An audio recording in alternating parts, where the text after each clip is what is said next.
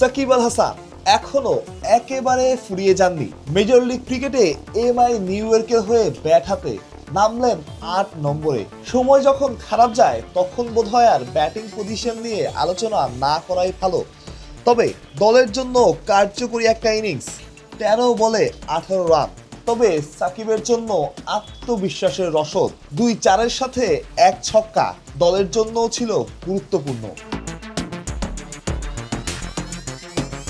প্রথম থেকেই টাগ আউটে বসে থাকা সাকিবের সুযোগ হচ্ছিল না। যখন সুযোগ হলো তখনও স্ট্রাগল করতে হলো। বল হাতে তার শুরুটা ছিল আগের মতোই, সেই পুরনো সাকিব, তবে ব্যাট হাতে ছিলেন মলিন। সেই কারণেই নাকি ওয়াশিংটন ফ্রিডমের বিপক্ষে নামানো হলো ৮ নম্বরে, যেন টেল এন্ডার।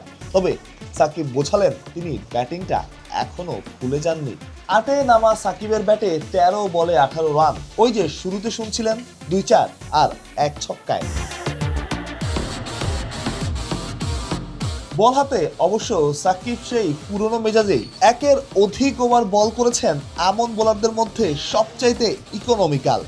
৩ ওভারে দিয়েছেন ২৪ রান, নিয়েছেন ১ উইকেট। পাওয়ার প্লেতে ইনিংসের দ্বিতীয় ওভারই করতে এসেছিলেন, দ্বিতীয় বলেই সাকিবের উইকেট। তবে ব্যাটে বলে সাকিবের ফেরার একটা আভাস, হারানো আত্মবিশ্বাস খুঁজে পাওয়া।